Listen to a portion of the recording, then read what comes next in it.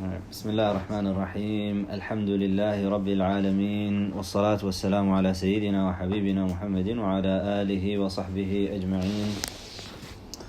اللهم صل على سيدنا محمد الفاتح لما أغلق والخاتم لما سبق ناصر الحق بالحق والهادي إلى صراطك المستقيم وعلى آله حق قدره ومقداره العظيم.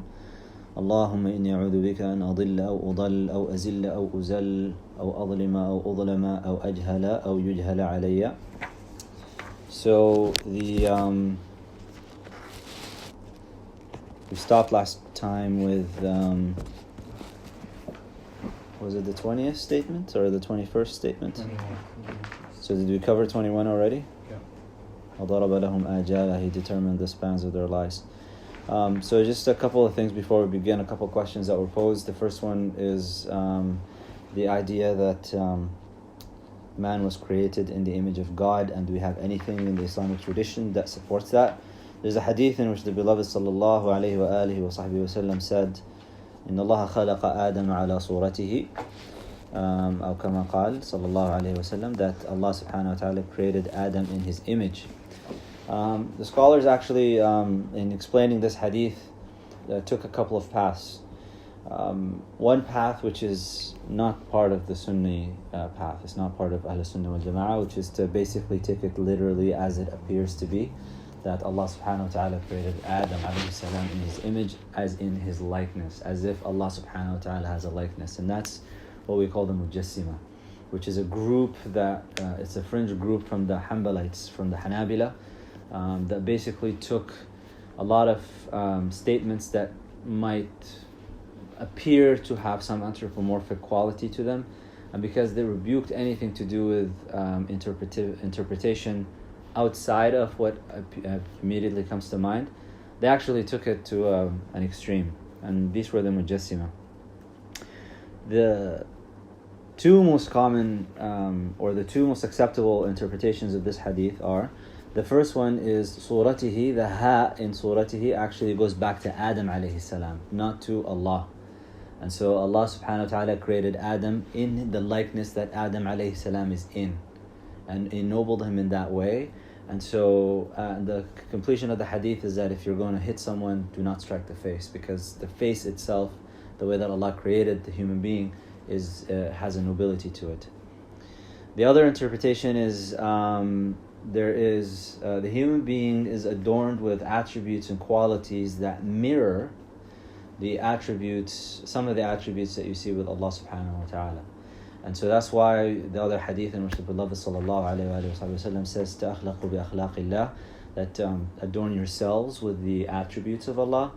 So if you see someone who is being merciful, that's a manifestation of Allah's name, the merciful. So you should adorn that to yourselves. You see that Allah subhanahu wa ta'ala is al-Ghafur, He's the all-forgiving. And so for you, you should adopt that attribute within yourself. So these are two ways to explain these hadiths.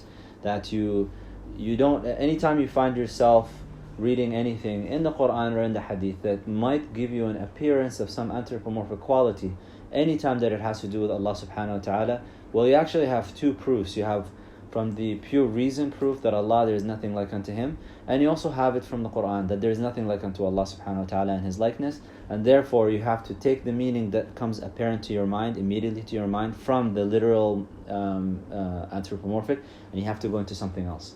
And the Arabic language does allow for that. So anytime someone wants to push forth one meaning, you have to keep in mind that they're actually choosing one of the many meanings that you could interpret a verse or a statement in. I mean, if you take a single word has multiple meanings. Now you put that word in a statement, and then you can go sometimes wild with whichever way you want to go with it. There is a limit to how far you can go with the interpretations, and that is judged by the limits of the language itself, the sentence structure, as well as the context in which the sentence is in. But you have to recognize that if anybody's using an anthropomorphic understanding of this, they're limiting the meaning to that one meaning, and they're imposing that onto everyone. The second one is more of a, I guess you could say, an admin or a logistical thing, which is, should we memorize all of this? And the answer to that is, not only should you memorize it, you should keep revisiting these texts. I would say that if you are able to, you should definitely go through this text once, and then since alhamdulillah we have this technology now where we record this stuff, you don't always grasp everything from the first time, so you should go back and review the recording and see if you missed anything. You should go through a text at least a couple of times. If not, you should try 3 times. My teacher was telling me that in Mauritania, the way that it's done is you take a text and you study with the first sheikh, and then you get told, go to sheikh so and so, and then you go and study the same text, the same passage that you study it with another sheikh, with that sheikh's commentary, and then you're told to go and pick up text commentaries that have been written from previous scholars, and you go through that commentary, and then and part of the whole process is you also memorize that text.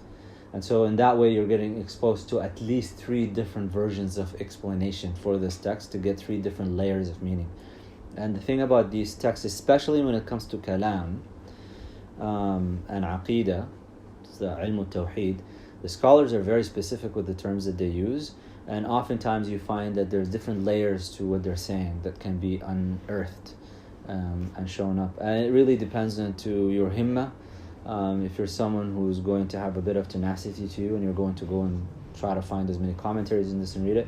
And you should also keep in mind that some commentaries, especially with Imam al-Tahawi's, you have to confirm that the commentary itself was written by somebody from Ahl Sunnah, because there's some people who are along the anthropomorphists, mujassima as what they call. They've taken his text and they've actually tried to twist his phrases and statements to indicate something other than what Imam al-Tahawi was indicating.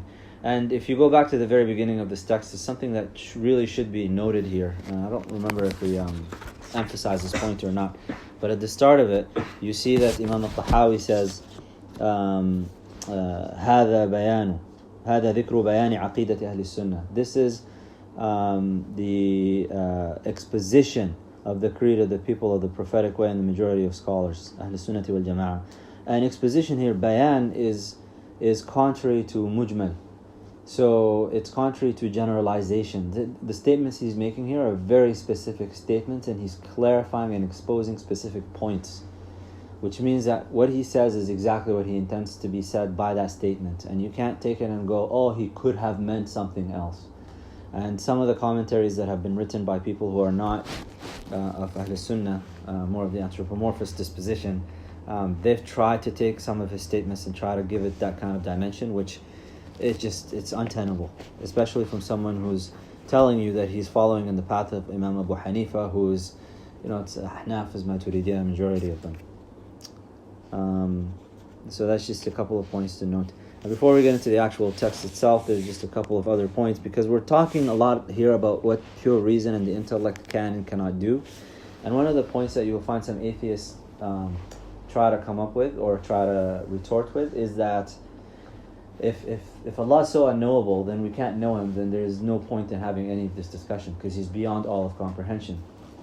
And therefore, any talk about it is actually ridiculous, and we should just not bother with any of this.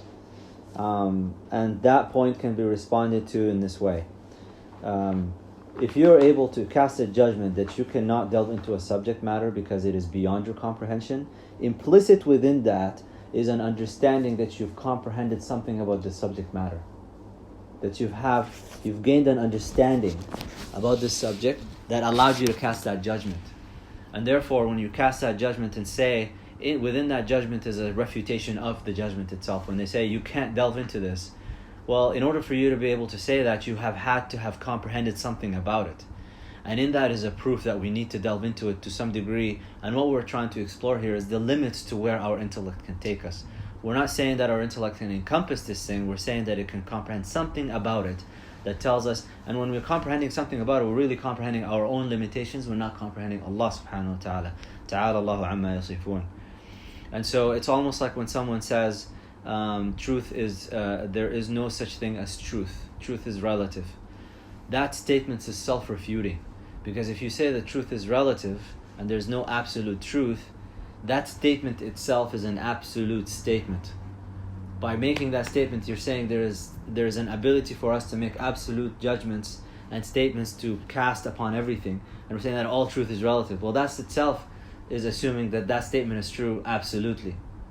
So hone your skills in your logic to just gain a comprehension and understanding of these things, to know when statements have implicit assumptions within them that could in fact be refuting the whole statement itself. It sounds rational, it sounds logical, it sounds nuanced when you hear it, but when you actually give it a little bit of a deeper reflection, you realize that statement is nonsensical because it's refuting itself. Another trope that can be given to you is, well, the intellects are different and people's intellects vary, and therefore not everybody is able to comprehend something, and what somebody can be convinced by could be something that someone else was not convinced by. This is the beauty of the Islamic religion. Our theology is actually very simple. If I were to just put forth a question to you guys right now and just say, if you're talking to a non-Muslim and the non-Muslim asks you, what do I have to believe in to become a Muslim? What's your answer?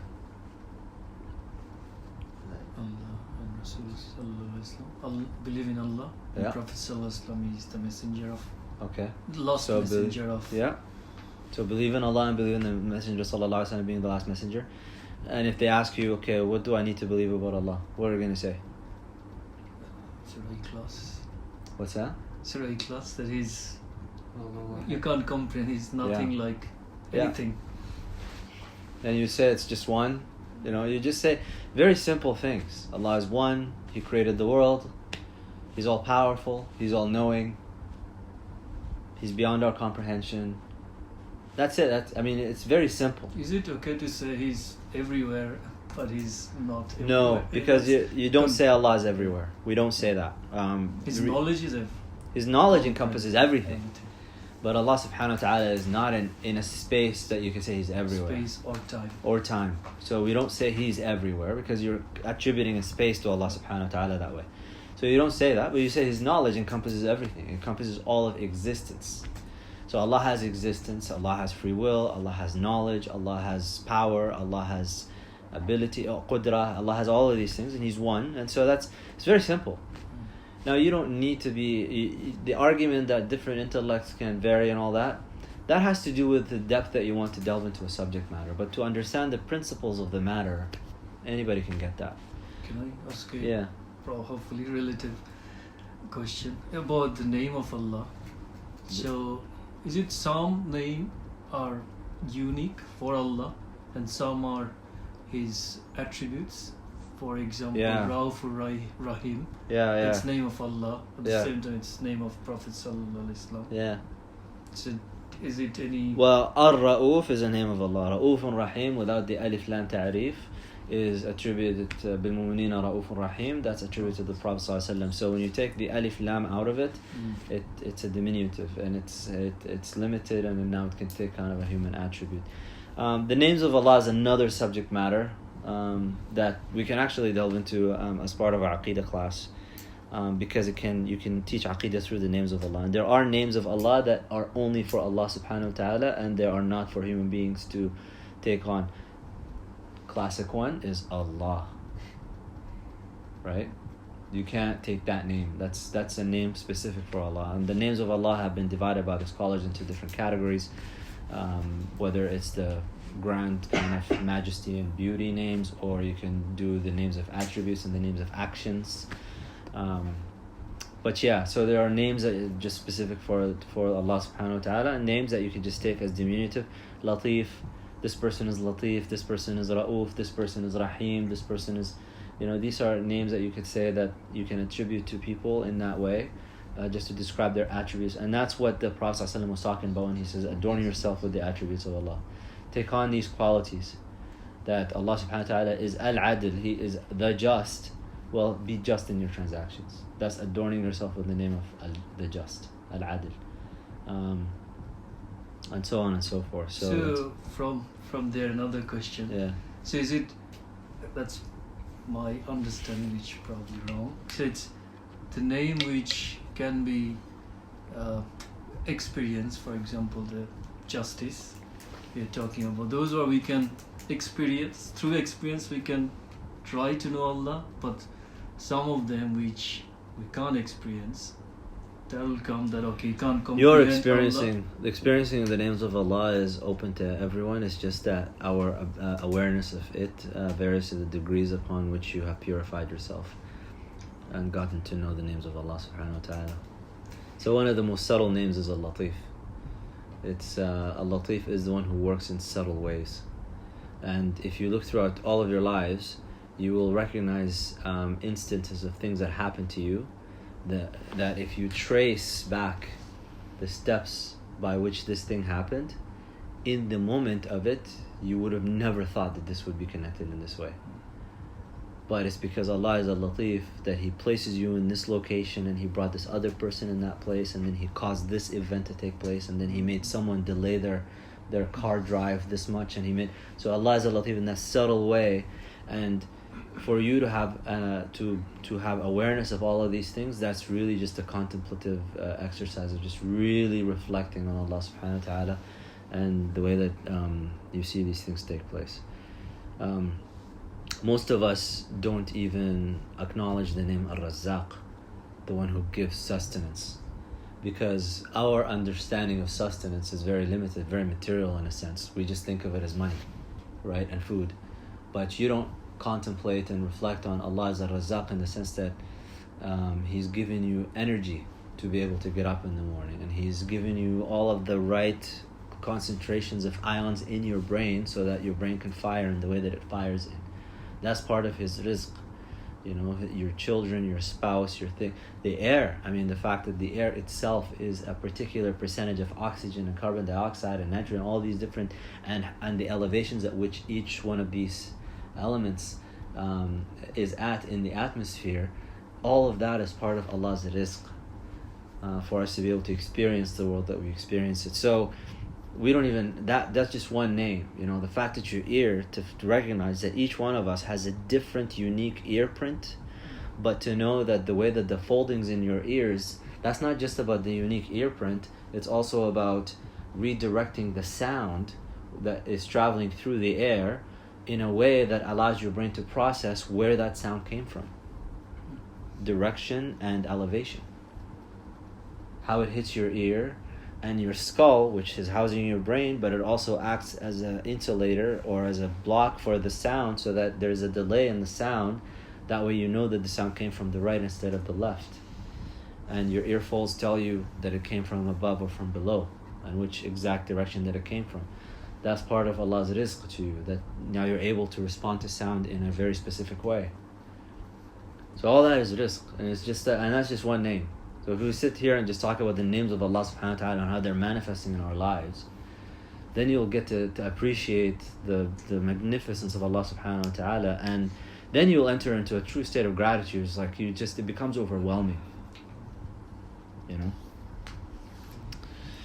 So last week we finished with وَضَرَبَ لَهُمْ آجَالًا, and He determined the spans of their lives.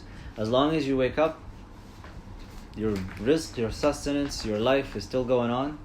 Allah is not done with you, and you are not going to live longer than you have been allotted. Now, one of the things that could be an ishkal, some kind of a contention with this, is they can say, well, if you look at the life expectancy in the modern times, it has increased versus in the past. People were dying at the age of 65, and then it went up to 75 to 85. Now it's kind of regular, like at least in the clinic when I see patients come through, it's not that uncommon to find 90-plus-year-olds coming through the clinic. In fact, we had a 99-year-old lady come through the clinic, and she's still going strong. That's subhanallah. We live in a time that this is becoming more and more common. So what does that mean? Does that mean that we have some sort of that this statement is wrong? Well, there are routines, there's adat that Allah subhanahu wa ta'ala has put into the earth, and the fact that we in our time are able to live longer, and we can point at all the different ways that we have done that through medical interventions and lifestyle choices and food and all of these things and sanitation and whatnot. The fact that we can point at all these things does not negate that Allah subhanahu wa ta'ala had already decreed in the divine decree that people in this day and age, in the 21st century, are going to have a life expectancy of X number of years. So this is actually part of this question of free will. Do you have free will or do you not? Are you mukhayyar or musayyar? Have you been given a choice, or are you just predetermined by Allah subhanahu wa ta'ala to live according to whatever life that you do. What you're taking into account for and what you do is and what Allah subhanahu wa ta'ala asks you about is how you took care of your body, how you fed yourself, did you exercise, because it's an amana. And you've been given this amana and you're going to live however long Allah subhanahu wa ta'ala has decreed for you. Those means are not sufficient within themselves. So we have people that come through, they live completely healthy lifestyles, they always eat clean, they're vegetarian, they don't, or they're semi-vegetarian, so their meat intake is actually in accordance with what is more appropriate. Their blood work is all clean, everything is proper, but then, they could cross the street and get run over by a car. That's it. Or died in their sleep. What happened? A stroke. These things do happen because their time was up. And so that part is controlled by Allah subhanahu wa ta'ala. And the means that we exercise and the way that Allah subhanahu wa ta'ala has constructed the world, that if we do X, Y, and Z, that actually increases life, that doesn't negate that it's been written already for you in the divine decree. This goes back to a point that we have to emphasize, that Allah subhanahu wa ta'ala is transcendent above time and space. So time doesn't apply to Allah. So His foreknowledge of what is going to happen and how long we're going to be alive for and what we're going to do in order for us to live that long, that is not dependent on time. His actions are not subject to time or space. And Him giving us free will gives us some degree of control. This amana that He gave us, إِنَّا عَرَضْنَا الْأَمَانَةَ عَلَى السَّمَاوَاتِ وَالْأَرْضِ وَالْجِبَالِ فَأَبَيْنَ أَن يَحْمِلْنَهَا وَأَشْفَقْنَ مِنْهَا وَحَمَلَهَا الْإِنسَانِ إِنَّ الْإِنسَانَ كَانَ ظَلُومًا جَهُولًا. That's in Surah Al-Ahzab. Allah subhanahu wa ta'ala says, we've given this trust to the heavens and the earth and the mountains, and they were all weary of it, and they rejected it, except for the human being. They took it, and surely the human being is oppressive and ignorant. The human being took this amana. The trust is free will, is the ability to have some control over your lives. And in fact, the Prophet ﷺ said that you can increase your life by giving more in charity. That increases your life. That wards off tribulations. Now, some might say you can make dua as well. Now, the question is, does that negate the divine decree? Well, Allah subhanahu wa ta'ala answering that and increasing you in your life is part of the divine decree. The idea here is that had you not done this, this was going to be your life. And because you've done this, you've been given this other thing. And in Ash'ari and Maturidi theology, we talk about the concept of kasb, this idea of earning something. And kasb is Allah subhanahu wa ta'ala in the metaphysical realm presents to us these choices. And based on what we choose for ourselves, then it manifests in our lives in the way that we've chosen. And that's what gives us long life. But at the end of the day, simple answer is Allah subhanahu wa ta'ala has decreed for each one of us exactly how long we're going to live, no matter what we end up doing. Can I ask something still or later? What's that? Related this statement. This one I always struggle to comprehend or understand. For me, if Allah is creating everything, every moment, so He will, because He has already created that moment, so He will, of course He will know everything before. So why, this is, some group don't agree with that about free will, because that's why it's good. For me, it's if Allah is, because He's creating everything. When you ask something, so that actually goes on to the next statement that goes into the next statement. So the next statement is لم يخف عليه شيء من أفعالهم قبل أن خلقهم وعلم ما هم عاملون قبل أن يخلقهم. So none of their actions were concealed from Him before He created them, and He knew what they would do before He created them. And so the problem that some people have with that is, do you have free will then, if Allah created all of these things? Is that the question that you're asking? Okay, so free will, you have to first of all define your terms. What do you mean when you say free will? To choose the path from infinite possibility. Okay. Well, there's no such thing as infinite possibilities, in the sense that it's an abstract concept, but in reality you don't have infinite possibilities, because if you have infinite possibilities, you'll never have an end to these possibilities from which you would choose something, and therefore you would just be stuck. You wouldn't do anything. So there has to be a limit to these possibilities. Now you've been given, and Allah subhanahu wa ta'ala gives you these possibilities. So this is where the question from an Islamic perspective, we ask, does the human being have a choice? We don't ask, do you have free will? We ask, do you have free choice? Are you able to choose without compulsion? Or have you been predetermined to do the things that you're going to do? That's the question that we ask. So out of a limited number of possibilities, did Allah grant you the free will to choose from these possibilities before they're brought into creation, so that you're not compelled to do anything that you didn't want to do, and then Allah brings that into creation. So it's almost like وَلِلَّهِ الْمَثَلُ الْأَعْلَى. Allah has this is just for a shortness of language that we give these examples, but just to get the idea closer to you. When you go to a restaurant and you get a menu, and then you get asked, like, what do you want to have? The menu has a limited number of possibilities. So you sit there and you're like, I would like to have the cappuccino, and I would like to have this dessert. Let's say some chocolate dessert. I'm going to have those two things. Now, this is a choice that you made that has not actually manifested yet. It's still sitting there in the ether. You just said, I want this. The chef in the kitchen, or the barista, goes ahead and starts putting the ingredients together for you, right? So they make you the cappuccino, and then the cappuccino comes into the world.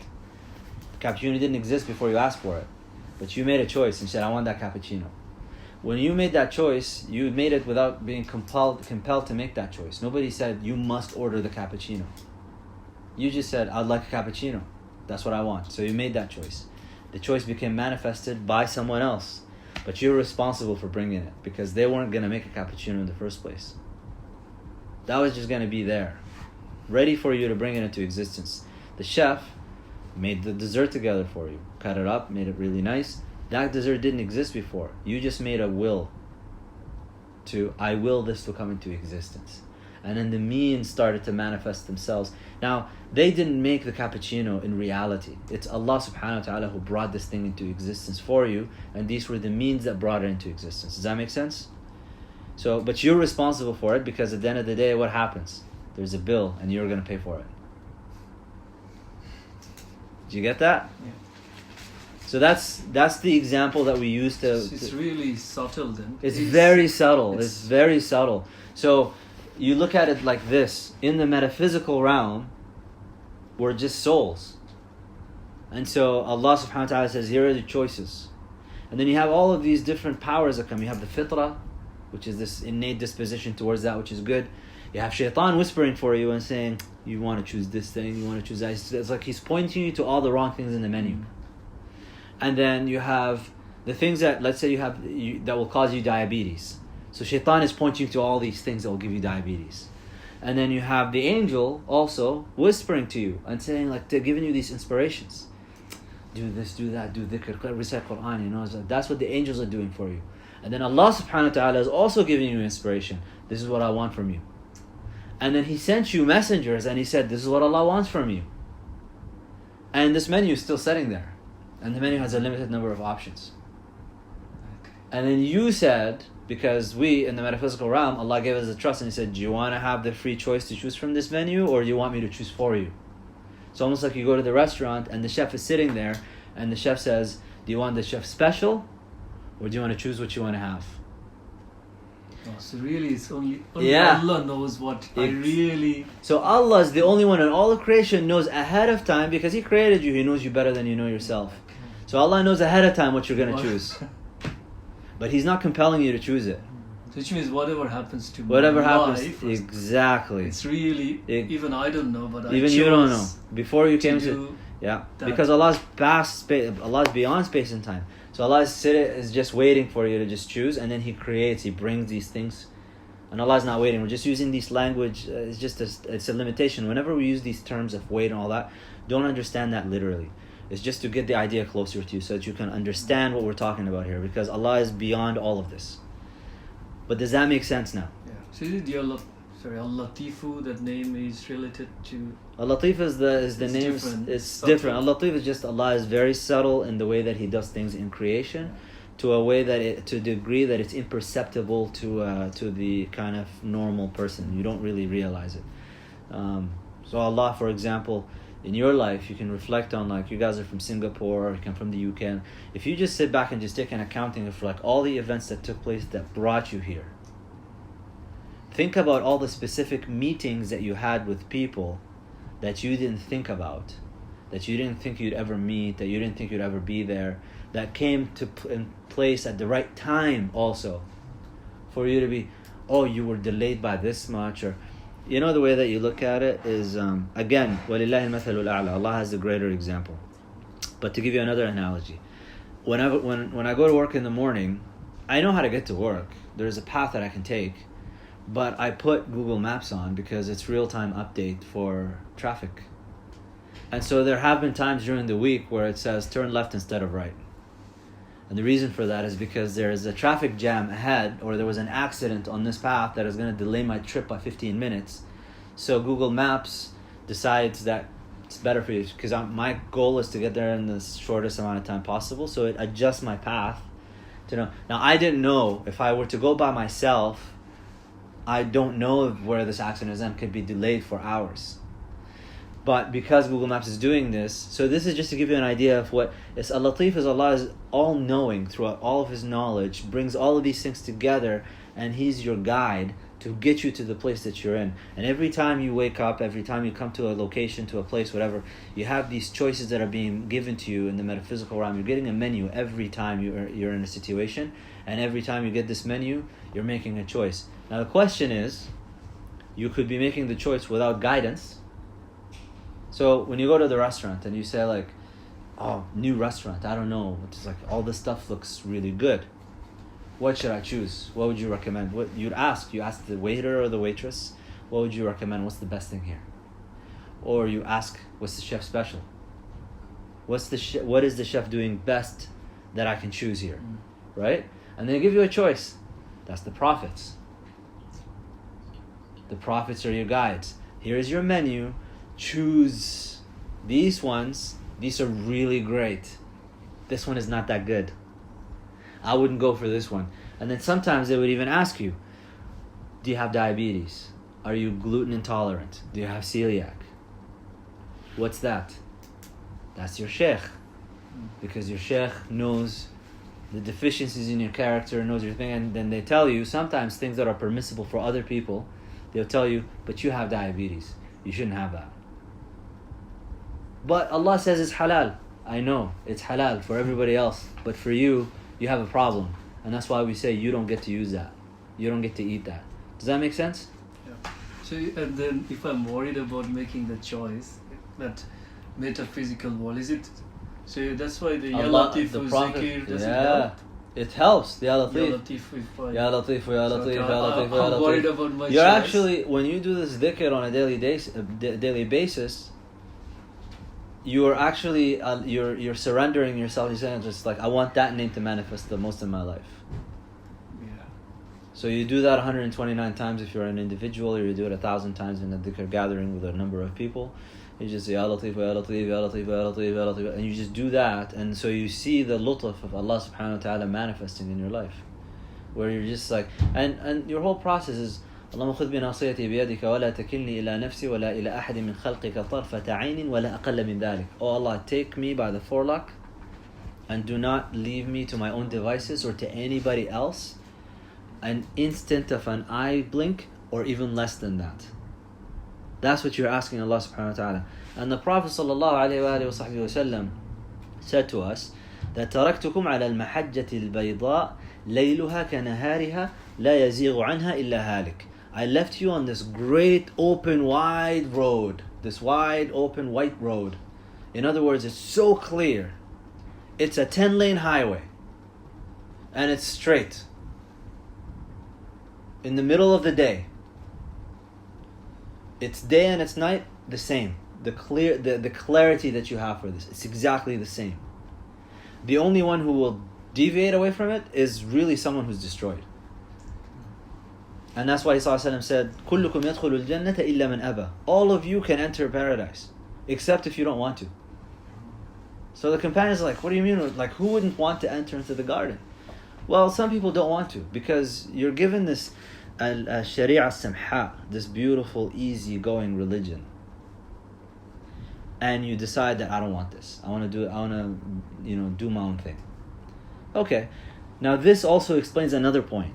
Why do people get eternal punishment as opposed to limited? Because if you focus on the actions, all these people that talk about free will, they're focusing on the specific action itself. And they're saying like the action itself was limited, it's temporal. It started at time X and it ended at time X plus Y. Therefore, the punishment should be equivalent to that. Why should I go to hell for eternity for not doing this? It's because your punishment and your reward, and you notice also these people never talk about why do you go to heaven forever. The problem is always about hell, going to hell forever. It's like, okay, well you did X and you did this righteous thing at time X and it ended at X plus Y, then you shouldn't be going to paradise forever either. If that's the measure, right? Let's just be consistent here. So if that's the measure, then you shouldn't go to heaven forever. Well, it's because Allah is not rewarding you based on the actions. Allah is rewarding you based on your intentions and the choices that you're making, which are beyond space and time. They're happening in the metaphysical realm. They're beyond space and time. And that's what Allah subhanahu wa ta'ala is rewarding you for. Because He sallallahu alayhi wa sallam said, لَا يَدْخُلَ أَحَدُكُمُ الْجَنَّةَ بِعَمَلِهِ. None of you enters paradise because of your actions. مفهوم المخالفة, the opposite understanding of that as well, is لَا يَدْخُلَ أَحَدُكُمُ النَّارَ بِعَمَلِهِ. It's not because specifically your action that's getting you into the hellfire. Because the actions are limited and they end at some point. But we know that خَالِدِينَ فِيهَا أَبَدًا. You stay in hell forever. What is that about? It's because of the type of intention that you had, which is beyond space and time, which deserves punishment for something that goes beyond space and time. And it goes for eternity. وَالْعِيَاذُ بِاللَّهِ. That's what hell is about, and that's what paradise is about. And that's really where we stand with regards to this issue of free will, which is, it's very subtle. It requires a bit of contemplation, and you have to keep always remembering that Allah subhanahu wa ta'ala's knowledge of what I'm going to do does not compel me to do the thing that I'm doing. That's not compulsion. That's just Allah knowing you. Again, back to this analogy of the restaurant. Let's say that you go to the restaurant and every Monday you order one dish, and every Tuesday you order another dish, and every Wednesday you order a third dish. And every day of the week you order the same kind of thing, and you have a habit of doing that. Now you go to the restaurant after a year of doing this, and the chef, before you come, started to make the thing. You're coming on Monday and they're going to make your kebab that you usually order on Monday. Let's say that's the case that you're doing. Did the chef force you to have kebab? They just know your habits so well, but their knowledge is not like Allah's knowledge. وَالْعِيَاذُ بِاللَّهِ وَتَعَالَى اللَّهُ عَمَّا يَصِفُونَ. Their knowledge is just based on experience of like, this person always comes here, and they just continually on Mondays they order the kebab, and then on Tuesdays they order the falafel, and they just do that, and then on Wednesday they order, I don't know, dal or something, and it's just they just do this ordering in a very habitual thing. So out of their knowledge of your behavior and your patterns, they just started making things for you. That they didn't compel you to do anything. In fact, you could just say like, today I'm not having the kebab. Oh, they'll be shocked, they'll be surprised. What do you want to have today? And they'll make the thing that you want. Well, ta'ala Allah amma yasifun. Allah is exalted above all of these descriptions. He knows you before you even came into this existence. And He knows exactly what you're going to do. So that was written in the divine decree. This person is going to do X, Y, and Z. X, Y, and Z. All that is written. You weren't compelled to do it. And in fact, if you were going to make tawbah later on, that also was written. That, they were going to do all of these things, and they're going to make a tawbah, and then we're going to do tawbah for them, and all that is written. Allah is beyond all of space and time. He just knows all of this stuff. And that's what it means when you hear the hadith where Allah subhanahu wa ta'ala created the people of the heaven and created the people of the fire and all that, and then you have people complain, oh, then why should I do anything? No, bro. You know exactly what you're doing. You're making these choices, and you're responsible for these choices. So, does that make sense? Yes. This is like the longest I think I've gone to explain this issue, but it's not that difficult when you really appreciate these elements that come into it. So that's really what this statement 22 that Imam al-Tahawi says, that لم يخفى عليه شيء من أفعالهم قبل أن خلقهم. Nothing was hidden from Allah subhanahu wa ta'ala before He created you. He knew all of this stuff. لا يعزب عن علمه مثقال ذرة. Not even an atom's worth escapes Allah subhanahu wa ta'ala's knowledge. وعلم ما هم عاملون قبل أن يخلقهم. And then He knew that what they would do before He created them. وَأَمَرَهُمْ بِطَاعَتِهِ وَنَهَاهُمْ عَنْ مَعْصِيَتِهِ. So the 23rd statement is, Allah knowing all of these things, He still issued the command. And so you would wonder, like, why would Allah issue the command? That's for the hujjah to be established. You can't come on the Day of Judgment and claim, oh Allah, I didn't know. Why should I be punished? And that's why Allah also gives a way out for the people who don't know. وَمَا كُنَّا مُعَذِّبِينَ حَتَّى نَبْعَثَ رَسُولًا. We were not going to punish a people unless we sent them a messenger. So Allah, out of His infinite wisdom and infinite mercy, He did not expect us to just pop up into existence and just do exactly what we want to do, what we should do. And the reason for that is because a lot of our knowledge, a lot of people think they're being rational. There's an interesting thing about this, the aql. Everybody thinks what the actions that they're engaging in and committing are rational actions. But in reality, if you spend some time contemplating why you did something versus another way, some of it is built on an illusion of knowledge or a false conclusion from something that you saw. Sometimes it just be a hallucination. You just saw something that actually wasn't there. And so it requires a bit of contemplation to find out what assumptions are you operating with. There's also indoctrination. The education system that we go through now, there are implicit assumptions that are embedded in the education system, and I don't care what it is that you're doing. It could be just pure mathematics. There are assumptions that are being put into the system that you're just operating by, and you take them for granted. And only after you come and you study that they become exposed to you, and then you start to question if you're someone who's curious enough. And this is really an issue of curiosity. It's not an issue of intelligence. You should build your curiosity to ask, why? Why do we accept this particular thing versus another thing? Why? And the assumptions. Why am I assuming this? What am I assuming when I make this statement? And only when you expose the assumptions do you realize that your conclusion that you thought was rational may not actually be one. It may not even be logically coherent.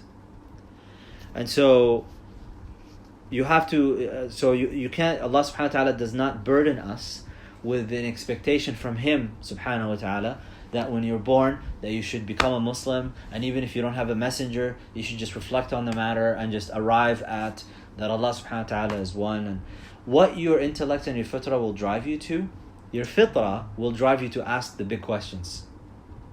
Why am I here? How did I get here? What's the purpose of life? These are the big questions. Every single human being will find themselves asking these questions, and they will all come up with answers. The wondering that some people have about the multitudes of religions, and therefore they say all religions are false, that also is another misdirection. The reason we have multitudes of religions is because there are multitudes of illusions that people have as they arrive at the answers to these conclusions, to these questions. And it actually is a proof that you by yourself can't do it. You need Allah subhanahu wa ta'ala to guide you. What Allah has put within you is the necessity to ask the question, why am I here and what am I doing? And what's after this? And is there an afterlife? Like if people ask you, remember when we started this whole discussion about the necessary, the possible and the impossible, the Yawm al-Akhir, the Day of Judgment, is not necessary. The final day is not necessary. It is not necessary for us to come back. Our existence, even in this dunya, is not necessary. All these are possibilities. So you find yourself necessarily finding yourself asking these questions. Why am I here? And what is this all about? And everybody in their lives will go through this sequence of questions. Some people go through it earlier than others. And what this modern world has done for us is it kept us distracted. Distract you with entertainment, distract you with music, distract you with whatever it is that they can distract you with from asking these questions. But at moments of meditation, of just sitting with your own self and just walking in the bushes, you'll find yourself asking these questions. And all human societies have come up with answers that were basically related to the greatest thing that they experienced. So if you look into the Amazon, like the people that have not been approached before, like the natives that live in the Amazon, in like a complete state of nature, they actually have a primitive form of religion. And their primitive form of religion is the forest itself becomes the god. Because that's the greatest thing that they can encompass. It's the thing that overpowers them. And it's the thing that they feel themselves having to negotiate and navigate through in a way so that they don't bring their own destruction upon themselves. So that's what they look at. You look at the modern people in the Western world, what's the biggest thing that they look at and they try to give the most mysterious aspects to, and all of the attributes of Allah, they give it to this thing. Cosmology. It's the multiverse theory and all of these things, that the string theory and all these grandiose things that they have no evidence for, by the way. It's just mathematical symbols that they come up with, and some of them redefine terms. So they'll tell you that the universe has come from nothing, but when you probe it further and you go like, what do you mean by nothing? Always ask these questions. What do you mean when you say this word? And what you find when you ask the cosmologists, what do you mean by nothing? They tell you, we mean an energy state of zero. Well, that's not nothing. That's still something. Just because you balance the equation and you said the left equals the right, and it all equals zero, that doesn't mean it doesn't exist. You're still talking about something that exists. And so they say the universe itself is eternal, because that's the biggest thing that they've come up to. وَمَا قَدَرُ اللَّهِ حَقَّ قَدْرِهِ. Small minds, as intelligent as they seem, and all the accolades in the books that they write and the documentaries that they record, they're actually very limited intellectually. What does that mean? وَمَا قَدَرُ اللَّهِ حَقَّ قَدْرِهِ. Allah subhanahu wa ta'ala tells us in the Quran that they have not given Allah His true measure, because Allah is beyond all measure. So Allah commands and He prohibits, and He does that because the proof has to be established. And if you have not been sent a messenger to guide you, to show you the way, to show you the greatest of all, Allah subhanahu wa ta'ala, that goes beyond all of these things, He's the creator of everything, you will come up with multitudes of religions. That doesn't mean that all religions are false. It just means that the question itself has not been answered satisfactorily.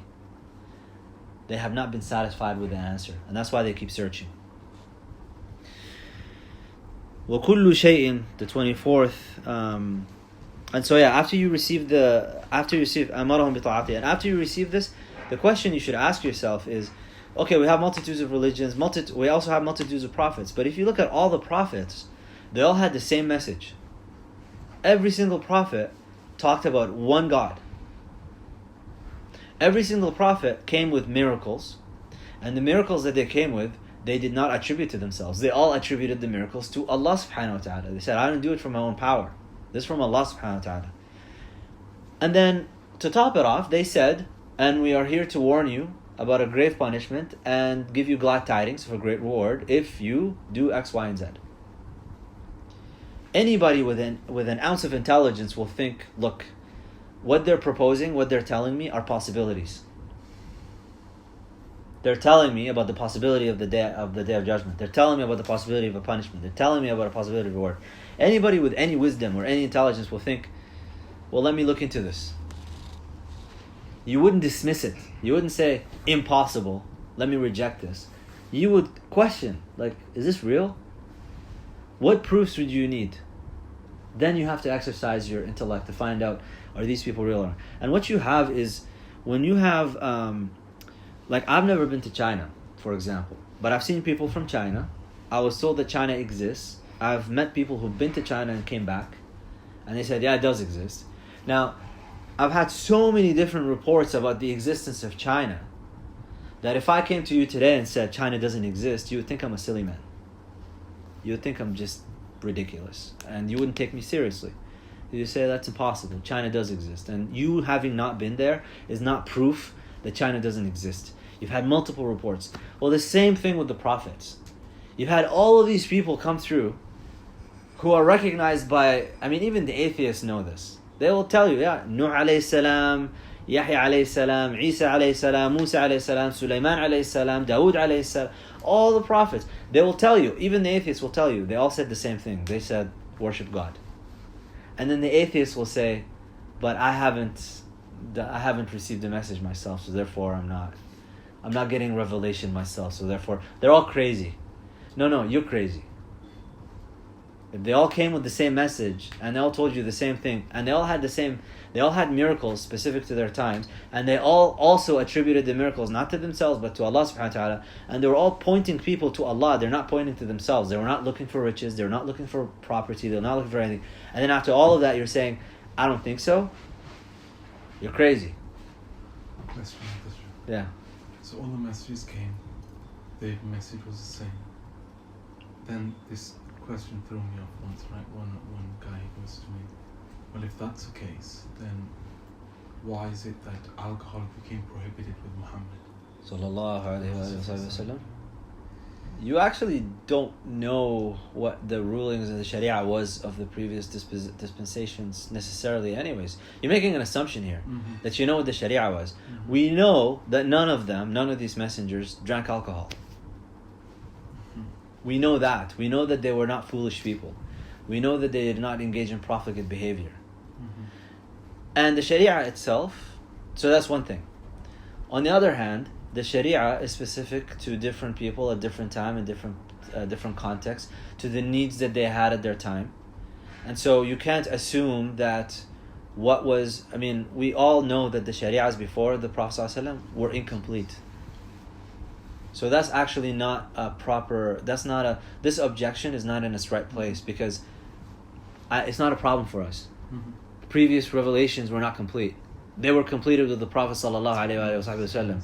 So it's actually not a problem, even if they did have alcohol, the people before us. It's not a problem, because the Sharia was completed with us, so it doesn't matter. You want a complete Sharia? It's here. Don't worry about the people that passed before us. And Allah subhanahu wa ta'ala is not going to take them into account for a Sharia that they didn't get. So that's another issue. So Allah commanded us to worship Him and to obey Him, and He proscribed us from disobeying Him. The 24th statement, وَكُلُّ شَيْءٍ يَجْرِي بِقُدْرَتِهِ وَمَشِيئَتِهِ وَمَشِيئَتُهُ تَنْفُذُ. So all things are in accordance with His determination and will, and His will is fulfilled. So you have to recognize that, yeah, we have free will, we have the choice, we have all that stuff, but that's still subsumed under the will of Allah subhanahu wa ta'ala. Nothing happens outside of His dominion and outside of His permission. Because if it did, then you'd have to ask, well, there's something beyond Allah's dominion and His permission, therefore that's not really God anymore. Because Allah is all-powerful and all-encompassing. يُحِيطُ عِلْمُهُ بِكُلِّ شَيْءٍ. His knowledge encompasses everything. وَقُدْرَتُهُ تُحِيطُ بِكُلِّ شَيْءٍ. And His power encompasses everything. That's a God worthy of worship. He's got to be beyond all of this stuff. So what He's done for us, though, as human beings, is He did not compel us to make a specific choice, but He gave us the menu. For the rest of creation, He said, you're going to have this, you're going to have that, you're going to have that, you're going to have that. But for us, He said, what do you want? And in that is a form of takreem. وَلَقَدْ كَرَّمْنَا بَنِي آدَمَ. We have ennobled the children of Adam. And so, as an aside, our creation, our specific creation, we also get nobility from that Allah subhanahu wa ta'ala created us. But Allah also tells us in the Quran, لَخَلْقُ السَّمَاوَاتِ وَالْأَرْضِ أَكْبَرُ مِنْ خَلْقِ النَّاسِ. That the creation of the heavens and the earth is actually greater than the creation of people. So that's not really where we get our true nobility from. Our nobility comes from Allah subhanahu wa ta'ala bestowing that nobility upon us, giving us the choice that, hey, what do you want to do? That's where nobility comes from. And that's why when we choose to do the right thing, we're elevated above the angels. Because the angels are يَفْعَلُونَ مَا يُؤْمَرُونَ. They do exactly as they're commanded. They don't have a choice. They're pure beings, pure intellects. They do as they were created to do, and serve the function they were created to function in. But for human beings, you have this battle, this internal battle within you, to do the right or to do the wrong. And when you choose to do the right, that means you're overcoming yourself, you're overcoming your carnal desires and your lowly nature, and you're elevating above. That places you above the angels. And that's why Allah subhanahu wa ta'ala commanded the angels to prostrate in front of Adam alayhi salam.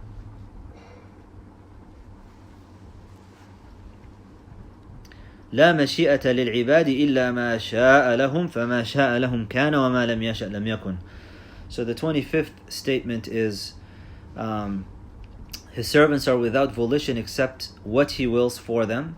Thus what He wills for them will be, and what He does not will for them will not be. Is this problematic now when you hear it like that? No. Yeah, exactly. It's not like when you get the full picture of it, it makes sense. So it's because Allah's power and Allah's will supersedes your power and your will. So the best choice is submit. So yeah, submit. Just submit to Allah subhanahu wa ta'ala, and He gives you, so you don't have any choice other than the choices that He gives you. He just gives you these choices. I mean, by virtue of just where you're born, where you come from, what kind of education you've received, all of that stuff. There are a lot of things that come into place. And what you find the atheists and the skeptics of free will do is they focus on these specific things. And they say, oh, you don't have free will. Look, if I give you two options, you have free will. But so which means it's, for us, it's beneficial to try to think that, okay, I'm willing to submit my will to Allah. You will, but you submit your will to Allah. But still, what we're saying is that you're getting the fact that you're getting a limited set of options does not negate your free will. It just means that your free will is curtailed to a degree, that you have these options that have been given to you, and then say, well, I don't really have free will then. No, you're thinking about the free will of Allah, because Allah subhanahu wa ta'ala is not limited. Allah is the one who can bring something out of nothing, and He's not compelled to do that. That free will, yeah, that's Allah's free will. You don't have that. And we don't have a problem. There's no problem admitting that we don't have that free will. That's not an issue. But that doesn't mean that you've been compelled to do the very thing that you're doing right now. Case in point, some of the people that will tell you that that there are skeptics of free will, they bring up cases of, let's say, somebody who went on a mass shooting. And they will say, like, I don't know what overcame me. The person will write a letter talking about, like, I'm apologizing for this thing that I'm about to do, and he will go and he will buy a bunch of guns and artillery, and then he will plan it out, and then he'll choose a day, and then he'll go on the day off, and then he'll sit on top of the tower and he'll shoot up everybody, and he'll say, like, and then he'll kill himself. They're like, oh, he just felt compelled. He couldn't control himself. Hold on a second. You want to tell me that this person has time to plan, to plot, to go buy things, to, like, target a particular place, to go sit? All of these things they do, and it's like and he's compelled. At no point in time did this person think, maybe I should go check into a hospital if people are going to be in danger, you know? And we actually have that. I've seen that personally in my psych rotation, my mental health rotation. Schizophrenics who have voices, they hear voices and they see things. They've come to the hospital and they said, I'm worried about the voices and the things that I'm hearing. And I just want for safety, I came here. That actually is a proof against the other side. That this person has been given a choice in the metaphysical realm and said, like, this is a problematic thing. I heard somebody talk about having sexual thoughts about his niece who was 10 years old. And he was really deeply troubled by it. So he checked himself in. That's free will. That's somebody who's been given a choice and thinking, like, wait a minute, I'm feeling like I'm being compelled to do something here. I need to deal with it. That tells you there's something that transcends above your kind of thing. So Allah gives you so this is what that statement is. You have no choice except for what Allah subhanahu wa ta'ala has given you as choices. These are your choices. Here's your menu. You can't go to this restaurant of dunya and say, I don't want anything here, I want something else. Can you make me something that's not on the menu? I'll tell us, like, no, this is what's on the menu. This is what you get to choose. So what Allah subhanahu wa ta'ala has decreed for you, that will be. And when He has not decreed for you, that won't be. يهدي من يشاء ويعصم ويعافي فضلا ويضل من يشاء ويخذل ويبتلي عدلا. So He guides, protects, and preserves whomever He wills by grace. None of us is deserving of guidance. The second you think that you are deserving of guidance, that you are deserving of paradise, you've entered into the realm of Iblis. That's satanic thinking. Iblis, before he became Iblis, his name was Al-Harith. And that's because there was not a spot in the heavens or in the earth except that he has had a prostration on it. He was the most worshipping creature of all. and it got to his head. And he thought he was deserving of status. So when Allah subhanahu wa ta'ala commanded him along with the angels to prostrate, he said, I'm better than him. And then he started to point at the material things. You created me from fire, you created him from clay. He's thinking, I'm like this great wali. Why should I do this? Anybody, and this is like a nice red flag that I point people to. If you find somebody that's pointing to themselves and talking about all of their karamat and all of their virtues and all of their things and stuff, in a way that they're trying to call attention to themselves, there's two ways of doing it. There is the way of like Imam Sha'rani, where he writes Lataif al-Minan, where he's just literally just it's an exposition on all of the blessings that Allah subhanahu wa ta'ala has given him, and he's just talking about like it's a state of thankfulness. Allah subhanahu wa ta'ala has blessed me with this, has blessed me with this, and just like it's a true gratitude to Allah subhanahu wa ta'ala. فَأَمَّا بِنِعْمَةِ رَبِّكَ فَحَدِّثْ. He's just speaking of the grace of his Lord, of his Lord, and he's doing that to turn people to Allah subhanahu wa ta'ala. So if you read Lataif al-Minan, he's talking about Allah, and he's turning attention to Allah, and he's trying to trigger within the person, the reader, that like think about how Allah subhanahu wa ta'ala has blessed you with. He's giving you an example of how to do it. There are charlatan shuyukh on the other hand, that will use these things to turn attention to them. I'm the Grand Poobah Sheikh, Wali of Awliya. I prayed Jum'ah this morning in Medina, and then I went and did Umrah in Mecca, and then I'm back in Brisbane. Right? Charlatans, red flags. You have to know that anything that you get, the wali that has karamat, they are أشد حياء من العذراء في ليلة زفافها. A wali that has karamat from Allah subhanahu wa ta'ala, they will be more shy about exposing these things than a virgin bride on her wedding night. Because they truly do not believe themselves to be deserving of that thing. They're like, because they know themselves. I know myself, I know my shortcomings. I know the ostentation and the riyah. I know the things that I have, the problems, the ailments of the heart that I have. I don't deserve this blessing from Allah subhanahu wa ta'ala. And in recognition of that, that's when you get Allah subhanahu wa ta'ala's grace. And even the Messenger sallallahu alayhi wa alihi wa sahbihi wa sallam, وَلَقَدْ كَانَ لَكُمْ فِي رَسُولِ اللَّهِ إِسْوَةٌ حَسَنَةٌ لِمَنْ كَانَ يَرْجُو اللَّهَ وَالْيَوْمَ الْآخِرَ وَذَكَرَ اللَّهَ كَثِيرًا. Truly there is a beautiful example in the beloved sallallahu alayhi wa alihi wa sallam for the one who seeks Allah subhanahu wa ta'ala in the final day and remembers Allah much. He sallallahu alayhi wa alihi wa sallam told us, none of us enters into the garden with our actions. And the companion said, حتى أنت يا رسول الله, even you, O Messenger of Allah. He said, حتى أنا, even myself. إلا أن يتغمدني الله برحمته. Except if Allah subhanahu wa ta'ala encompasses me within His grace. That's when I will enter into paradise. That's the beloved sallallahu of all people. And Aisha radiallahu anha, al-Mu'mineen, Sayyidatuna Aisha radiallahu anha, she said, she looked at the beloved sallallahu and he used to pray to the point where his feet would get swollen. And we say these things as a reminder and a pointing the fingers at ourselves. When have you prayed to the point where your feet are swollen? Now this is the beloved sallallahu alayhi wa sallam. And she used to tell him, take it easy on yourself. وَقَدْ غَفَرَ اللَّهُ مَا تَقَدَّمَ لَكَ مِنْ ذَنْبٍ وَمَا تَأَخَّرَ أو كما قالت رضي الله عنها. She said to the beloved sallallahu alayhi wa sallam that take it easy on yourself. Allah has forgiven you all of your sins, the ones that have passed and the ones that have come. And you're infallible. You're ma'soom anyways. So what is this? And he sallallahu alayhi wa sallam said, أَفَلَا أَكُونُ عَبْدًا شَكُورًا. Shall I not be a thankful servant for what Allah subhanahu wa ta'ala has given me? Now he's in this state being thankful. What about us?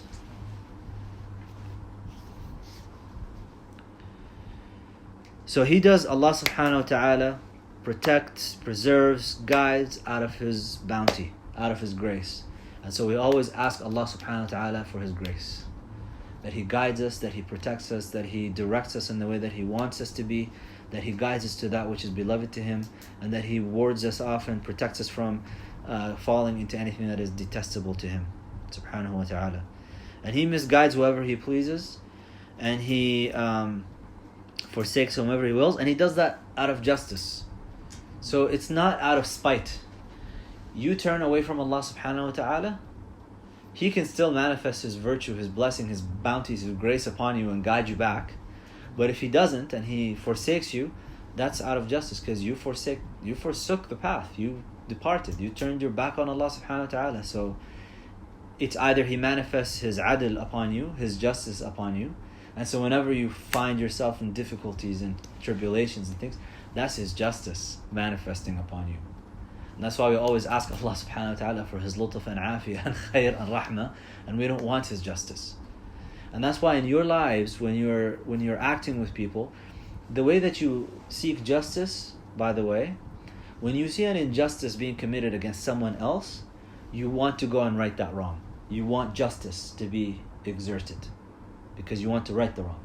But in your own personal affairs, in your own life, in your own things, be forgiving, with the intention that you want Allah subhanahu wa ta'ala to be forgiving to you. Because no matter what you do, you're not going to account for the blessings that Allah subhanahu wa ta'ala has given to you, and you're not going to be able to pay back. So if you want justice from Allah with you, each one of us is going to lose. So manifest mercy and forgiveness to all of those around you. And that's why the first hadith you study when you study hadith is Ar-Rahimun yarhamuhum ar-Rahman. Yarhamu man fil ard, yarhamkum man fis sama', or yarhamukum man fis sama'. The Prophet sallallahu alayhi wa sallam said, those who are merciful, the merciful in the heavens will be merciful upon them. Have mercy upon those who are in the earth, and the merciful in the heavens will have mercy upon you. So anybody that Allah subhanahu wa ta'ala misguides, you need to know, if this person is misguided, this is out of the justice of Allah subhanahu wa ta'ala, and Allah does not commit an injustice against anyone whatsoever. Allah subhanahu wa ta'ala has written upon Himself mercy and justice. And when a push comes to shove, the mercy will overcome justice. But Allah subhanahu wa ta'ala will never treat anyone with injustice. So don't get caught up with what you see with your limited knowledge. Sometimes people think like, oh, look at this righteous person or that beautiful person or that lovely person, and how come they can't be this or that? You need to understand that this is all out of the justice of Allah subhanahu wa ta'ala, and your limited understanding of matters and affairs. وَمَا خَفِيَ كَانَ أَعْظَمُ. We see a lot of things manifest in the world to us, but we don't know what's hidden, what's behind the scenes. Just know that you're not more merciful than Allah subhanahu wa ta'ala. That mercy that you feel in your heart, some people wonder, you find some people that say die young or something, and like, but this person is such a good person, and how come, they'll be in hell forever, and you feel that mercy in your heart. You need to trust, you need to surrender and submit to Allah subhanahu wa ta'ala, and recognize that you don't have more mercy in your heart for any of His creation that Allah subhanahu wa ta'ala has for His creation. So if someone is truly deserving of paradise, they will enter paradise, whether you like it or not. And if someone is deserving of the hellfire, they're going to enter into the hellfire, whether you like it or not. Just have trust. This is really, truly part of tawakkul upon Allah subhanahu wa ta'ala, reliance upon Allah subhanahu wa ta'ala, is recognition that He's the merciful, I'm not. So if you think this person is really good and they're going to go into heaven, well, if I know that Allah subhanahu wa ta'ala is more merciful than me, and that's what I'm thinking, have a good opinion of Allah then. People wonder then, well, how come can't I pray for them? Because you're observing the Sharia, that's why. It has nothing to do with what Allah subhanahu wa ta'ala does with that person. This has to do with you and your observance of the Sharia and the law, and what Allah subhanahu wa ta'ala has commanded upon you. And moreover, you don't actually know what this person has been exposed to, and if whether they rejected anything or not. And the verse in the Quran talking about you can't pray for them, تَبَيَّنَ لَكُمْ. Allah subhanahu wa ta'ala says, بَعْدَ أَن تَبَيَّنَ لَكُمْ. After it's become clear for you that they're from the people of the fire. Well, the uncle of Ibrahim alayhi salam, according to I believe to be the stronger position, is because in the Quran, وَقَالَ إِبْرَاهِيمُ لَأَبِيهِ آزَرَ, when the Quran mentions, if it starts with أَبِيهِ آزَرَ, because it mentions the name, there is an interpretation that says that in Arabic you can call that to your uncle. Because Allah subhanahu wa ta'ala says about the beloved sallallahu alayhi wa sallam, يَرَى تَقَلُّبَكَ فِي السَّاجِدِينَ, that your path through all those who were in prostration. In other words, that all of the ancestors of the beloved sallallahu alayhi wa sallam, none of them were polytheists. And that must include the actual father of Ibrahim alayhi salam. And so an interpretation of the verse regarding the father of Ibrahim alayhi salam disobeying and disbelieving actually is about Ibrahim's uncle rather than his actual father. This is just a point of Arabic just to pay attention to. That's what I heard this time when I went back to Bangladesh. I never knew about this concept. Yeah. Somebody random I met, he said, no, wrong. He's, what's his name? Azar. Yeah, Azar, he's not his He's not his father, actual he's father. It's more his, like adopted, or he was his- staying with him. or his uncle. Yeah. You could say it his uncle. So, anyways, I wasn't sure. yeah. So it's Allahumma salli ala Sayyidina wa Habibina Muhammad. Yeah, that just I just lost my track there. But at any rate, it's all of this. If you feel mercy in your heart for anybody, just recognize that Allah Subhanahu wa Taala is more merciful than you. And with regards to so this point that I was trying to make with regards to the uncle of Ibrahim alayhi salam, that he's no longer praying for him, that has to do with him. It's become clear for Ibrahim alayhi salam that this person is of the people of fire. It's almost like the uncle of the Prophet sallallahu alaihi wasallam, Abu Lahab. I mean, you have clearly in the Quran, Tabbat yada Abi Lahabin wa tab. He died on disbelief. He rejected the Prophet sallallahu alaihi wasallam. He tried to harm him in all kinds of ways, socially and physically. And so, you know what? That's a person of the fire. And we don't have any problem admitting that and recognizing that. And you don't pray for people like that. People who actively sought to battle against Muslims and fight this religion and spread falsehoods no matter what, and try to play mental gymnastics to do it. Okay, I don't have a problem not praying for that. But then you have some people that you genuinely believe this person is really a good person. I don't understand, where's Allah's mercy on this? Well, you don't know what Allah's mercy is at. In fact, you don't know what Allah's going to do with you anyways. And so you should be more focused on yourself and ask Allah subhanahu wa ta'ala for husn khatimah, for a good, beautiful end, rather than and you don't have more mercy than Allah. That's really the point that I just want to drive home with this. Can you pray for like someone like Donald Trump? You can, as long as someone is alive, you can pray to Allah subhanahu wa ta'ala for their guidance. The Prophet ﷺ was praying, Allahumma izz al-Islam bi ahad al-umarain. Oh Allah, grant nobility to Islam with one of the two Umars. And he was referring to Umar al-Khattab radallahu anhu and Amr ibn al-Hakam, who is Abu Jahl. And Allah subhanahu wa ta'ala answered his dua with Umar al-Khattab radallahu anhu. And to the last minute, the Prophet ﷺ was praying for all of them. Allahumma ighfir liqawmi fa innahum la ya'lamun.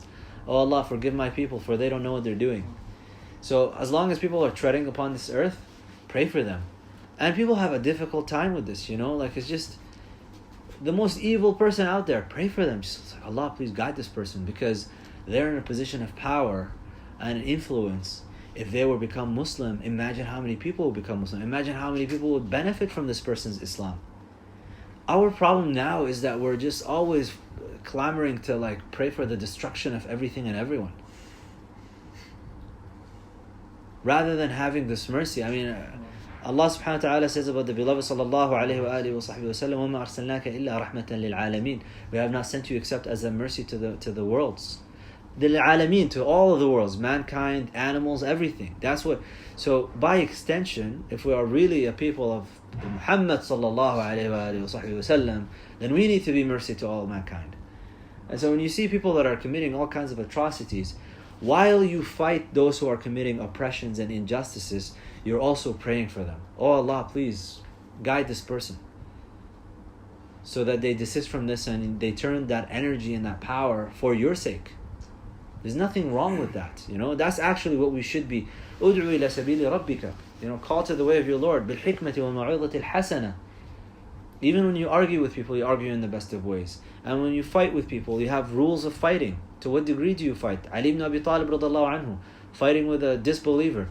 And as he overcame him and the guy fell down and he lost his weapon, and just before he struck him, he's about to strike, the guy spits in his face. Ali ibn Abi Talib radallahu anhu just stops in his tracks, nope, not going to do that. It's what happened there? Oh, in that moment, I was fighting you up until that moment for the sake of Allah subhanahu wa ta'ala, but now my own ego entered into it because you spat in my face, so I'm not going to do it. That man becomes a Muslim.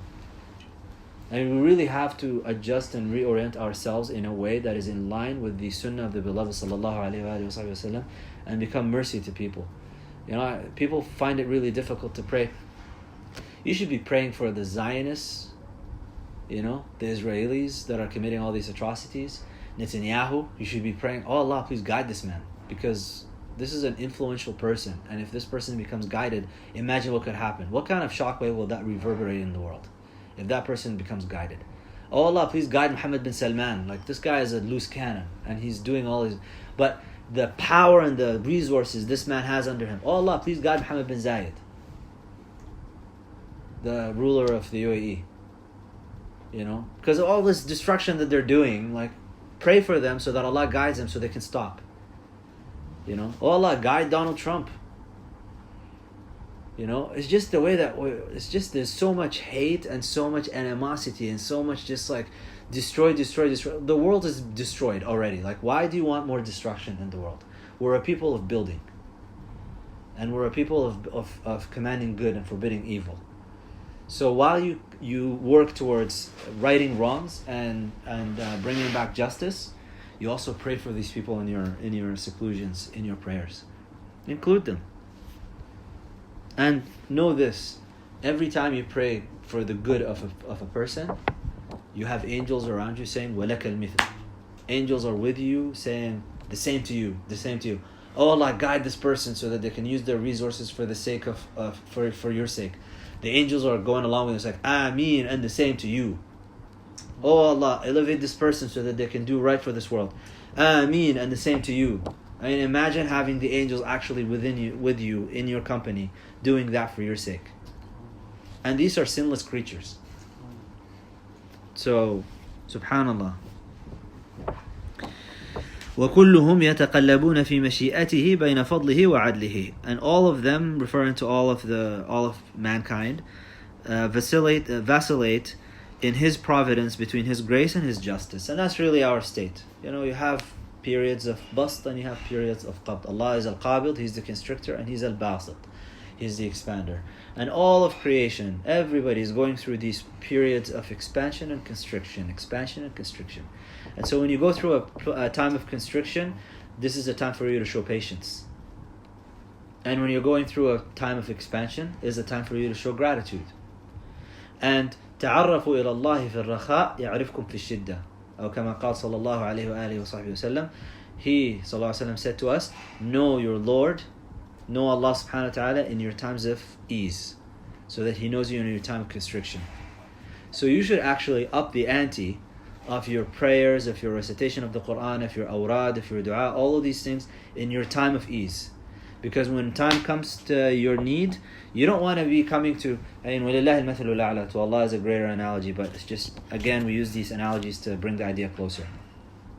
Imagine someone in power, and you're always saying salam to them. Assalamu alaikum, how you doing? I hope you're doing good. I hope everything's great, and you're just like, and you're fulfilling all of their needs, whatever thing that they need. Let me get that for you. Let me do that for you. Let me do that for you. What ends up happening afterwards when you have a time of need? I mean, right now I could tell you, like in the rotations that I'm doing with the physicians, a good student would go the extra mile. Oh, let me get the scale for you. Let me get this thing for you. Let me do that. And you're getting to know them.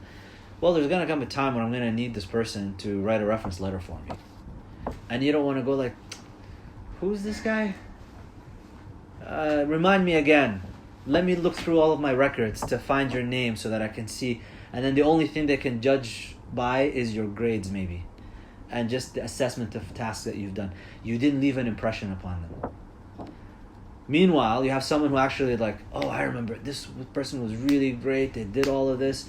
Their personality was amazing. They worked really great with the team. Actually, I'll write a letter and even make a phone call on your behalf to get you this position that you want.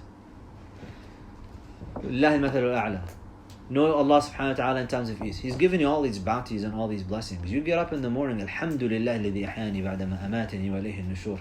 You pray a voluntary prayer that you didn't need to pray. Alhamdulillah, He granted me this opportunity to do these things. You recite some Quran. Alhamdulillah that He allowed me to recite His words. Without that permission, I wouldn't have done that. Alhamdulillah for all these blessings. You're doing all these thankfulness, and you're just always knowing Allah, and you're always mentioning Allah's name. La ilaha illallah 100 times a day, astaghfirullah 100 times a day. You're doing all that. So when the time does come, because it comes for all of us, when we feel a little bit of constriction, we need Allah subhanahu wa ta'ala. He said, Allah, I need you. I've got this. You will have a response so fast that it will make your head spin when you do that. وَهُوَ مُتَعَالٍ عَنِ الْأَضْدَادِ وَالْأَنْدَادِ. He transcends having any opposites or peers. So this is just another reiteration of the point that Allah subhanahu wa ta'ala is transcendent above anything that is comparable to Him. It's important to know this because what you notice from Aqidat al-Tahawi here is that he's talking about Allah subhanahu wa ta'ala, and he's also talking about the way that his names and his attributes manifest in the world, so that you have a proper understanding of the world. The reason a lot of people lose their trust and their faith and they have doubts and skepticism about Allah subhanahu wa ta'ala is because they don't understand how the world is functioning. And so they're always in this state of bewilderment. Well, know the attributes of Allah subhanahu wa ta'ala and know how He manifests and how He created the world to be, and know His power and His transcendence, and then everything starts to make more sense to you. لا راد لقضائه ولا معقب لحكمه ولا غالب لأمره. That no one can thwart His decree, overrule His judgment, override His command. Again, just pointing out the all-encompassing power of Allah subhanahu wa ta'ala. That when He decides something, it's done. It is over. Nobody can come back and turn it over. And nobody can overcome His power. آمنا بذلك كله وأيقنا أن كلا من عنده. We believe in all of that and are certain that all of it is from Him. So the first 30 statements of this matan, so you have 130 statements. The first 30 statements are all about Allah subhanahu wa ta'ala, His dominion, His power, His will, what you need to believe about Him, what you have to reject regarding Him. First 30 statements is what you have to take to heart. Memorize these. Anytime you have to have anything, anybody asks you anything about Allah subhanahu wa ta'ala, you have it in these 30 statements. You just go back to them and you reflect on that.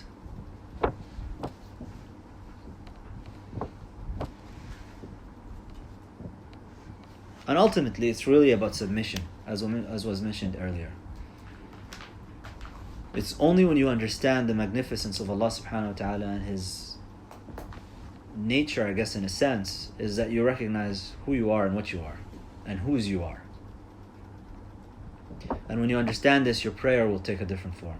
Because every time you stand in front of Allah subhanahu wa ta'ala and you pray Him, you want to realize in your life, أن تعبد الله كأنك تراه فإن لم تكن تراه فإنه يراك, that you worship Allah subhanahu wa ta'ala as if you see Him, and if you don't see Him, know that He sees you.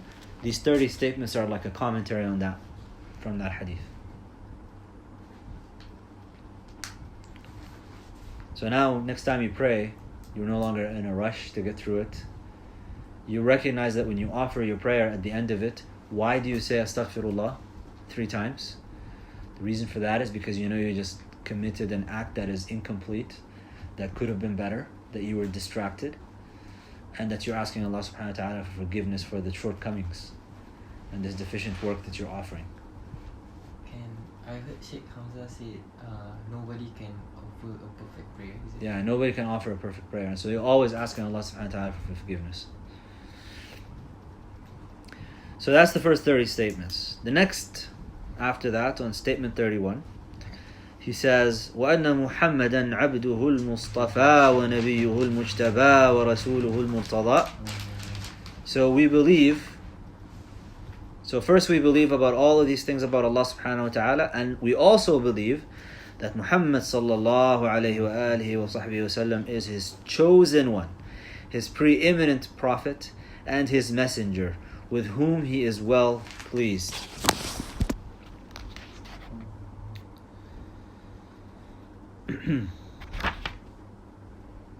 I mean, we might come across this again and mention it again, but remind for the reminder is beneficial for the believers. The story of the Isra and the Mi'raj, the night journey and the ascension.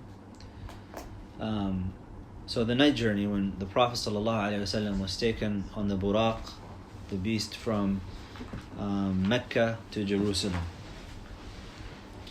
In Jerusalem, he ﷺ led all of the prophets, including Ibrahim alayhi salam, Musa alayhi salam, Isa alayhi salam, all of them were there. And he ﷺ led them in prayer. That leadership was actually a marker it's almost like passing a baton in a relay race, that now he is the messenger, and him leading them is a marker for him overcoming all of them, that he is the seal for all of them and he's the leader for all of them, and you can no longer follow any of these other prophets, you have to follow him. So if you're in prayer in a masjid, when you go to the masjid, you don't just go pick whoever in the rows and then you follow that person, you say I intend to follow this person. That's not a jama'ah anymore. You're just doing your own thing. So you have to follow the Imam in that masjid, in your prayer. He sallallahu alayhi wasallam was the Imam of all the prophets. And secondly, it also marked the transition or the switching of the Qibla or the center for worship from Jerusalem to Mecca. Because that's where he sallallahu alayhi wasallam returned after that journey, when he was given all of the prayers and he came back to Mecca. So that's the importance of Jerusalem as well. It was, why is Jerusalem the third haram, the third sacred sanctuary, the third of the three mosques, the one that you have to, if you're going to go to masjids, these are the three masajid that you go to, Mecca, Medina, and Jerusalem. And why it's sad for us in our time now, because of politicking, a lot of Muslims over the 90s were told don't go to Jerusalem because of Israel and all that's nonsense, which is now there's a new form of it now. Don't go to Mecca don't do Hajj because Mohammed bin Salman and Saudi and the bombing of Yemen. It's all about politics. Everybody's thinking in political terms. Well, because of the politicking, ask Muslims what are the sacred sites for Muslims, they will just say Mecca and Medina, but it's not common anymore to hear people say and Jerusalem. Palestine is a nationalist issue now. It's not a religious matter. When in fact for us it's a religious matter. Allah subhanahu wa ta'ala cites it in the Quran in a whole surah, which you recite before Surah Al-Kahf. سبحان الذي أسرى بعبده ليلا من المسجد الحرام إلى المسجد الأقصى الذي باركنا حوله لنريه من آياتنا. It's a very significant sight, and we have to keep that in mind, and we have to revive that in our times, that we have to, as believers, rekindle this love and this yearning to Jerusalem. And all of those who are able to do this, you need to go and visit the Masjid Al-Aqsa. If any of you gets the opportunity, go and visit. You'll get a hard time. I haven't been blessed with this opportunity because all these masajid, this is an invitation from Allah subhanahu wa ta'ala to go. I haven't been granted this invitation yet. May Allah grant us all an invite. You'll get a hard time. You'll get stopped at the border for 6 hours and 8 hours and a day or whatever. Yeah, whatever, who cares? You're going for Allah subhanahu wa ta'ala's sake, and you need to rekindle that attachment to Jerusalem. So he sallallahu alayhi wa alihi wa sahbihi wa sallam is the chosen prophet who was given this task, and he received this leadership in Jerusalem. That's why this place is so significant. The leadership of all of the prophets and the finality of the messengership was really symbolically marked in Jerusalem. And that's why you need to go there. And we need to rekindle everybody's attachment to it. We can go together, inshallah. Ameen. May Allah grant us a trip there, man. It's the murabitin there, our brothers and sisters who are still continuing to go despite all the difficulties and living there, and they'll tell you, like, you come and offer them, like, come immigrate somewhere. It's like, I'm not going to go anywhere. I'm staying here in Jerusalem to safeguard the sanctuary from the desecration of all of these Zionists and people who are trying to take it away. That's why Sultan Abdul Hamid was never negotiated with. Sultan Abdul Hamid II, he wouldn't negotiate. This is a sacred site. Imagine someone trying to negotiate with you. Can you give us Mecca? Because it's like, no, this is not up for politicking. This is not up for negotiations. It's not up for anything. And so Muslims have to have that. And it's a religious thing. It is not a Palestinian cause. If you want to, there are metaphysical reasons why Muslims, we are in the state that we're in, and why we don't have the dominion, and we don't have, there are metaphysical reasons, and this is one of the reasons why that land is occupied, is because we think about it in nationalistic terms, not religious terms. We think this is for the Palestinians, and I'm supporting the Palestinian cause, as opposed to, no, this is a Muslim cause. There is an injustice that has taken place that, yeah, sure, on the Palestinian side, you've taken their lands, that's there. But number one, this is a religious cause now. There's a religious problem for us. So we have to really acknowledge this issue. The 32nd statement is خاتم الأنبياء وإمام الأتقياء وسيد المرسلين وحبيب رب العالمين. He is the finality of the prophets, the paragon of the pious, the master of the messengers, and the beloved of the Lord of all worlds. And that's really just extension to this commentary that I just told you with regards to the beloved sallallahu alaihi wasallam, and a point that we have to reiterate and keep making again and again, that if anybody comes through and wants to attribute themselves to this religion while claiming that there is some other messenger or prophet or messiah or whoever that came after the beloved sallallahu alaihi wasallam, number one, that person is a liar, whoever claims to do that. The first of them was Musaylama, who has become known as Musaylama al-Kadhab, Musaylama the liar, and everybody that comes after him claiming the same claim is also a liar. And number two, you exit this religion. If you're going to claim that anybody after the beloved sallallahu alaihi wasallam is a prophet or a messenger, you are no longer a Muslim. This is not a call towards violence towards anybody. This is not a call towards the hatred of anybody. This is just stating facts. You know, imagine a Christian who comes to you and says, I don't believe in Jesus Christ being the Christ and the Messiah. Actually, I believe in someone else. That's the Messiah. And yeah, Jesus is also Christ, but I believe in another Christ as well. No. You know, it's Jesus Christ and that's it. There's nobody else. For imagine a Christian coming to you and says like, I don't believe in a Catholic who says, I don't believe in the crucifixion, I don't believe in the Virgin Mary. Well, now you've negated the whole tenets of what makes Catholicism what it is.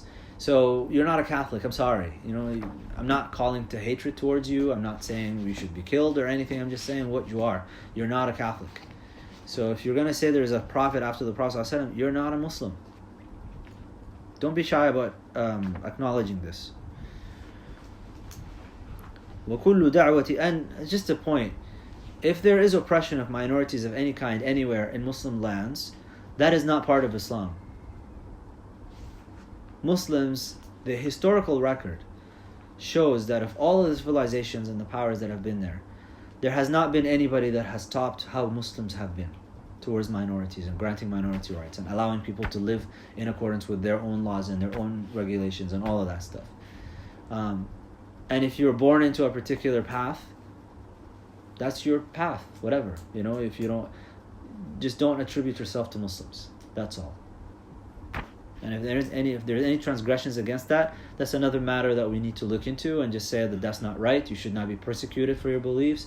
We don't believe in that. There is no compulsion in religion. All of that is there.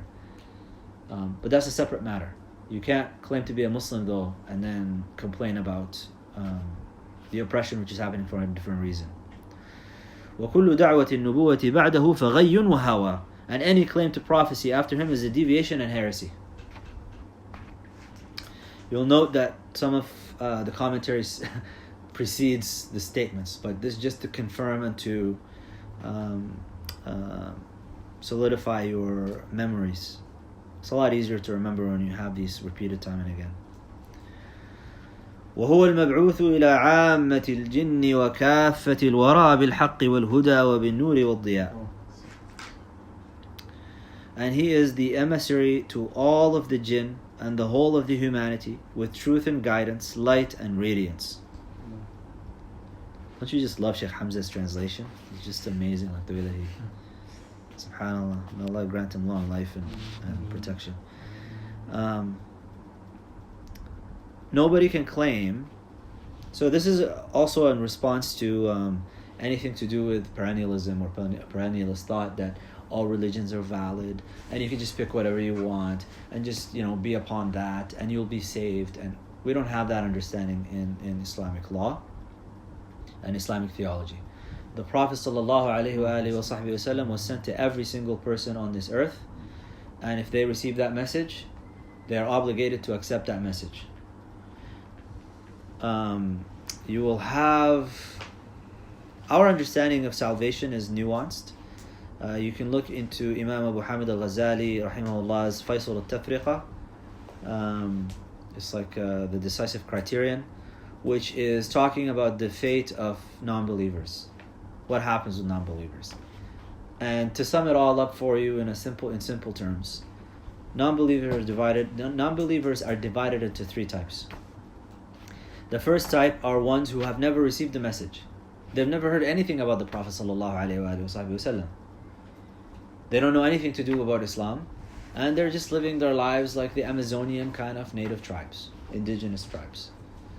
Those people, Allah subhanahu wa ta'ala promised that He's not going to punish a people until they got sent a messenger. So if they have idolatry and polytheistic practices and all of that, they're not taken into account because they weren't told. What they will be taken into account for will be what's called the Noahidic laws, things to do with the fitrah. Allah subhanahu wa ta'ala created you with the natural fitrah, natural disposition towards good actions. In other words, stealing, killing, things like that. These are universals, the universal kind of moralities that all humans share in, regardless whether they were born into a religious disposition or not. We all have that natural right and wrong moral compass. So that's what they'll be taken into account for. But regarding belief in Islam or not, they haven't been sent a message, so they will not be taken into account for it. Another position which is related, which is based on some hadith, is that Allah subhanahu wa ta'ala, when the day of judgment comes and they're raised from the dead, they will be given a test. And in that test, some of them will accept and some of them will reject, and based on that, they will be saved or punished. Regardless, for us in this world, we don't. That's the position for us. This is based on their knowledge. The second one is those who receive the message properly, they understand what the propositions are, and they chose to reject it willingly. Those are the people that Allah subhanahu wa ta'ala talks about in terms of al-kafirun, and those who will be punished, and those who are deserving of the fire. Why is this important, by the way? It's important for us here in this world, not because we want to prosecute anyone or fight anyone or anything. It's important because there are certain laws, Islamic law. Who do you marry and who do you not marry? Who are you allowed to marry and not allowed to marry? Who do you inherit from? Who do you not inherit from? How does that work? Well, how do you bury, the burial rights? I mean, that's why you need to know these things. Just a question, I'm not sure. So we have this thing where, so you hear quite often, oh, you're allowed to eat the meat of the people of the book. Yeah. You're allowed to marry people of the book. Then you hear sometimes people say, oh, hang on a second, but we've got to qualify that because this is about the righteous people of the book, not the dodgy ones we come across today. Problem with that is they weren't righteous at the time of the message. Yeah. And that's why.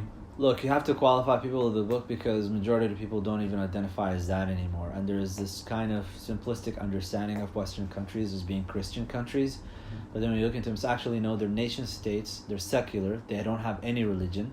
So you can't even use that moniker on them as Christian countries. And secondly, even if you look at England, like the Queen is the head of the state and the head of the church as well. You still have to qualify that term. Mm-hmm. And secondly, when you say people of the book, the only time I've ever seen that verse where I felt comfortable, I said, this actually is who it applies to.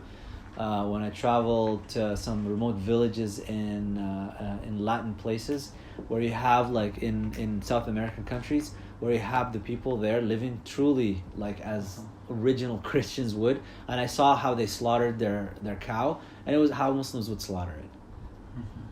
So it's still applicable. It's applicable in those cases, but when you look at mass-produced meat that you find in the market, I'm sorry, anybody that thinks that meat is permissible needs to get their head checked. In fact, even the so-called halal meat itself, there are countless issues to go with that one. Even if it happens to be halal slaughtered, technically from a legal perspective, there are other issues related to this regarding tayyib, how it was raised, how it was put together. Like, there's just a lot of issues there. So I wouldn't really rely on that. Nevertheless, there are some places where you can apply these rulings of marrying from the people of the book or slaughtering, eating their slaughtered meat. So if you receive the message, if you haven't received the message, you're not punished, because Allah says you're not punished.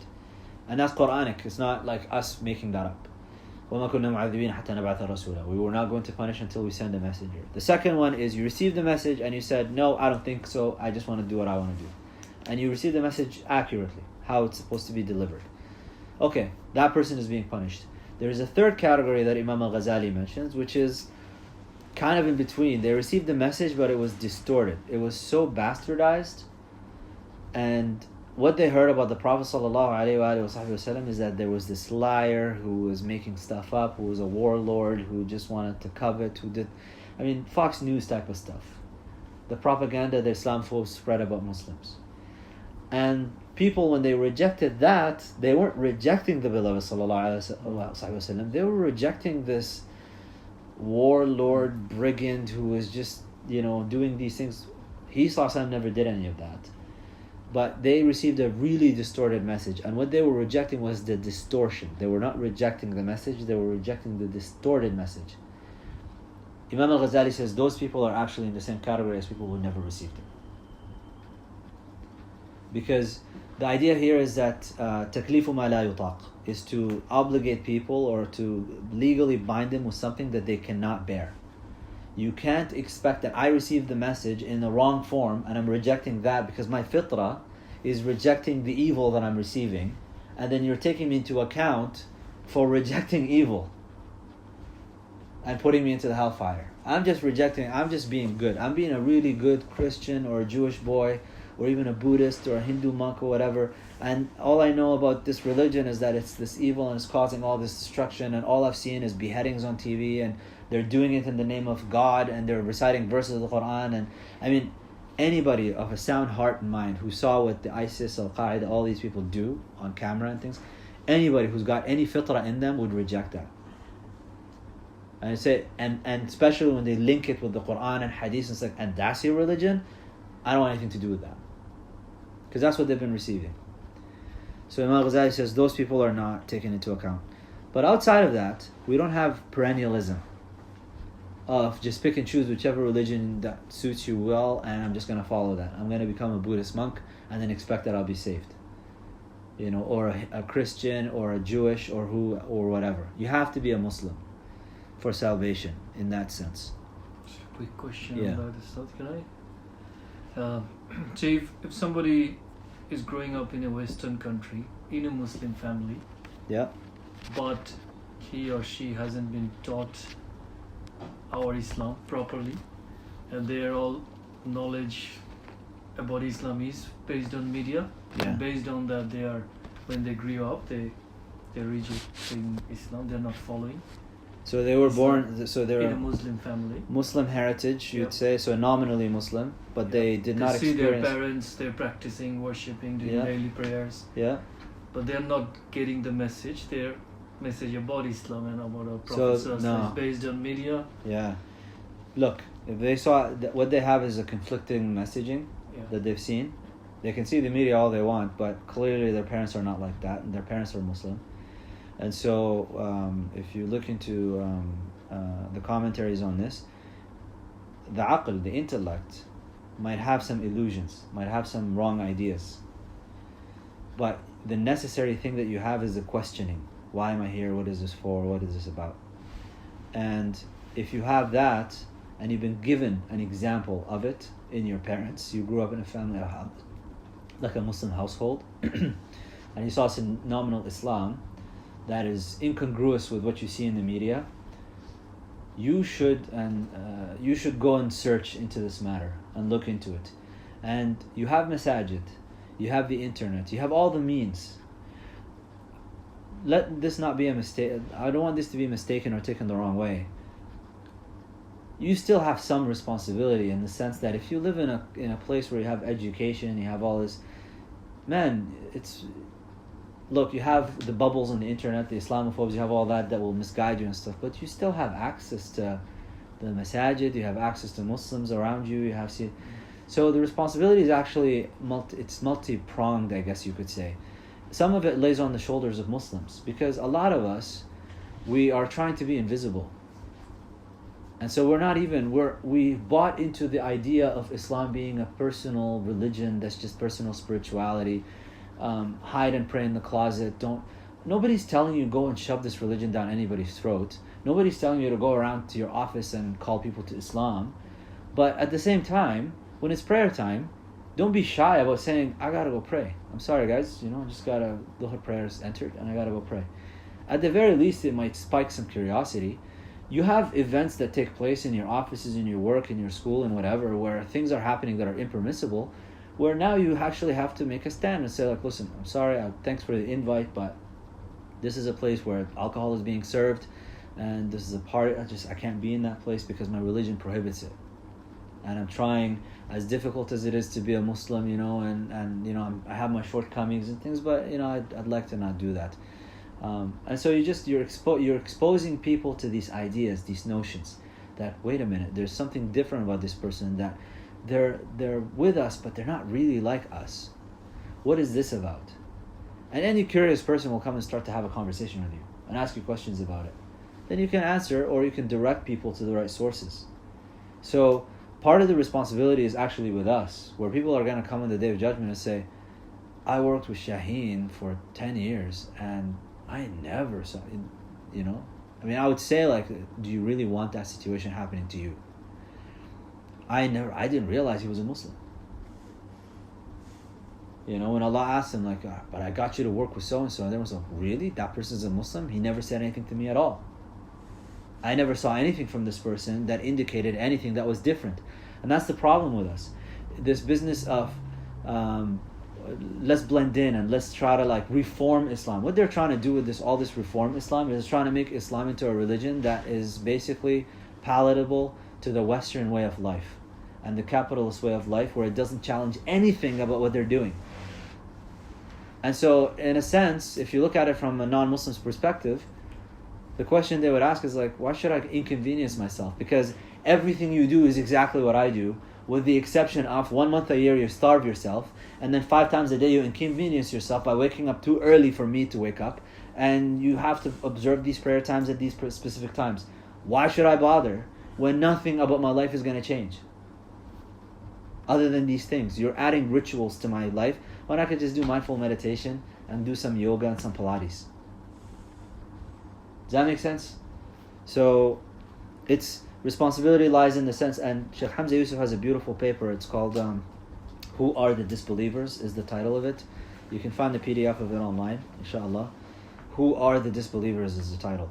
And it's a beautiful kind of breakdown of one of the categories of disbelievers that will be punished, according to the scholars, are the slothful type. Spiritually slothful, spiritual laziness. That you've been exposed to all of these ideas and you did not have the impetus, let me look into this for a second. We look into all kinds of stuff. You get proposals about diets, you get proposals about exercise types, you get proposals about medications, and all of us, we look into all of these things. You get ideas about education, jobs, we look into all of them. But then when it comes to the fundamental questions, why are you here and where are we going? And what's the purpose of life? And does God exist? All of these questions, and you do nothing with it. That's a subtle form of worshipping of the self. That I'm the most important thing out there, and I do everything for my own self. But when it comes to Allah subhanahu wa ta'ala, forget about it. That's spiritual laziness. And according to the majority of scholars, that person is punished because you've been given you don't have to receive the message. Reception of the message doesn't have to be specifically, hey John, have you heard about the Prophet Muhammad sallallahu alayhi wa sallam? That's not the only way that a message is received. There are multiple ways that the message is received. You know about Ramadan. You know about the Hajj. They do a special on it on BBC every year. So da'wah is happening with or without Muslims. They're hearing about it in a lot of cases.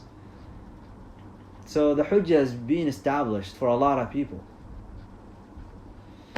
I think because the next section goes on into different subject matter regarding the Quran and whatnot. So we'll stop at this statement 34. And we'll start with 35 next time, inshallah. Do you guys have any points of clarification or things that you need for now? There's this statement attributed to Imam Ghazali and Imam Ahmad. He said, if you have power to choose different destinies, you still choose the same one that Allah chose for you. Is it true? So the statement from Imam Ahmad or Imam Ghazali, that if you have the choice... they word it different way, but it means that, like, if you could choose different destinies, you still choose the same one Allah chose for you. If you choose different destinies, you'll still choose the same one that Allah chose for you? I'd have to look into the original to see what they... sometimes when you translate statements, I've seen that it can lead to a wrong kind of, it's a wrong translation totally, and that leads to a wrong understanding. So I'd have to look into.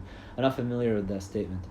The only thing I could think of is that would be close to anything like that is you will not choose anything outside of Allah's knowledge for what you were going to choose in the first place. So regardless of the choices that you have, you're still going to do the same thing, and that's based on Allah's knowledge of that.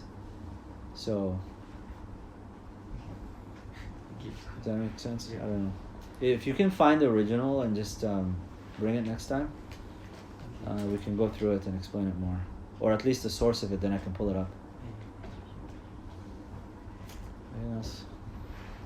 Guys are good? So about attributes from Allah, like al-mutakabbir, can human actually inherit it? I love the statement that Imam Dawood Walid shared the other day. Al-mutakabbiru ala al-mutakabbir sadaqa. So if someone is being arrogant and you are arrogant over top of them, that's actually a type of charity. So there are cases in which you can actually embody this this without vanity and without arrogance. It's arrogance in the face of the arrogant is a form of charity. Does that make sense? So someone being arrogant, unrightly, and then you, I mean, a lot of, and I love the way that they did that. There was like this big thing, and somebody wrote an article where they were attacking Sheikh Sherman Jackson, Professor Sherman Jackson, and attacking Imam Zayd Shakir. Now, normally, these two are very humble individuals. They don't talk much about like, oh, I did this and done that. But because the article was so vitriolic and such an attack and it was just so negative, both Professor Sherman Jackson and Imam Zayd Shakir basically put that cloak of humility aside for a second, and then they just unleashed on this person who was being arrogant unrightly. This person is a nobody with just a platform, and started talking like they were the upholders of justice and the mantle of righteousness and moral clarity and all of that stuff. And so they spoke in a way to basically silence that ridiculousness. Like, you're being arrogant, let me show you arrogant. Right? So there are times in which arrogance is not, it's like, I can't remember the name of the companion right now, but the Prophet ﷺ saw this man was walking in front, they were about to fight in a battle and against the disbelievers. And so this companion, he walked up and he started to really strut his stuff. He started to... What's that? Sayyidina Abu Dhar. Sayyidina Abu Dhar. He walked around, he just flamed up his chest, puffed up his chest, and he just started to walk like, check me out, in front of the disbelievers. And he said, this is a walk that Allah hates in all other occasions except in this particular context. It is not a time for, like, you look at Khabib, what's his name? I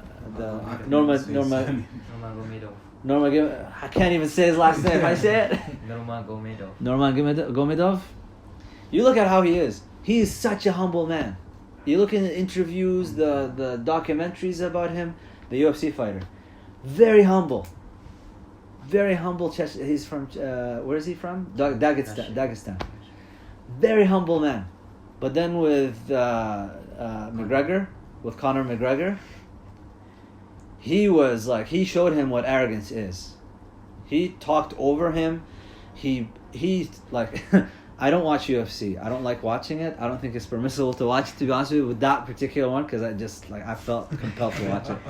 So I watched what he did with him. He was taunting him and mocking him in the ring in a very arrogant way. And then when he submitted him, he jumped over the fence to go after the coach who was taunting Khabib back, because he was talking about his family and he was insulting him. And so that was a moment of him showing to al-mutakabbir, that he was manifesting the name the arrogant, because these are people that need to be shown that, because that's not, you don't do humility in the face of that, you do arrogance in the face of that.